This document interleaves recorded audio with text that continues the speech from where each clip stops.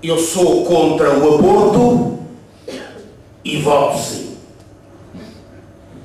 Eu sou contra a despenalização e voto sim. Eu sou contra a pergunta do referendo e voto sim. Eu sou contra o referendo e voto sim. Parece que o que nos une nesta mesa é o sim. Mais nada temos em comum. Sou contra o aborto e voto sim. Quando é que estas coisas aparecem? No fim do século XVIII, um sacerdote anglicano chamado Malthus, Robert Malthus, publicou um livro que fez história e que se chamava, em português, claro, não em inglês, e que se chamava em português O Princípio da População. Dizia Malthus que estávamos perante uma catástrofe ao nível mundial.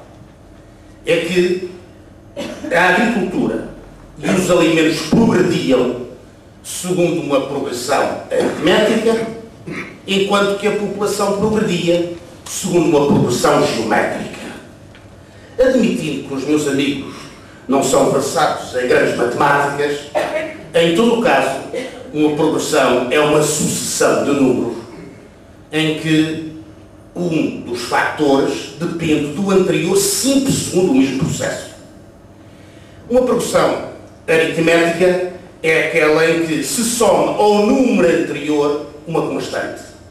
Por exemplo, é uma progressão aritmética 2, 5, 8, 11, 14, porque somando a constante 3 ao número anterior obtém-se o número seguinte. 12 e 3, 5, 5 e 3, 8, 8 e 3, 11, 11 e 3, 14. E a progressão geométrica é uma sucessão de números em que cada um dos números a determinar depende do anterior por um fator. É um produto. Assim, por exemplo, 2, 6, 18, 54 e 162 são uma progressão geométrica de razão 3. 3 vezes 2, 6. 3 vezes 6, 18. 3 vezes 18, 54. 3 vezes 54, 162.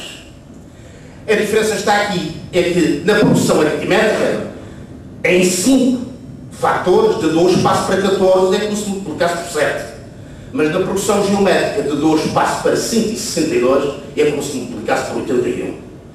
Quer dizer, a população cresce a uma progressão geométrica e a alimentação e as comidas crescem numa progressão aritmética. O resultado, há um momento em que morremos todos de fome. Isto era a teoria do sacerdote inglês anglicano Malthus. E dizia que temos de tomar medidas. E uma medida foi logo tomada, foi substituir o trigo pela batata. Quer dizer, o trigo não chegava para todos, então lançou-se a batata no mercado. E os operários começaram a comer batatas, como se vê no belo quadro que há no Museu da Haia, do Vicente Van Gogh, com uma família às escuras a alimentar-se de selões holandeses, a alimentar-se exclusivamente de batatas. Ora, até aí a batata, é um pequeno fadiver, até aí a batata não se comia, veio da América, trazida pelos portugueses e pelos espanhóis, e era até considerado um afrodisíaco, dado que a batata tinha qualquer coisa de semelhante ao testículo, fosse qual fosse o animal em consideração. E então, passava a ser um afrodisíaco. Os que leram Shakespeare sabem que nas Aleias Comadres do Windsor, Shakespeare, numa das últimas cenas, Falstaff vai dançar com uma das comadres que é a Mrs. Ford, cinge-a pela cintura, mete a sua barriga dentro das costelas da senhora, olha para o alto e diz: "Oh, que do céu chovam batatas." Era o Viagra. Ora, o Malthus conseguiu transformar este Viagra na comida alimentar comprada. Mas não apenas isto, porque era muito mais barato que o trigo. Fiz também outra coisa, é que é preciso tomar medidas contra o excesso da população.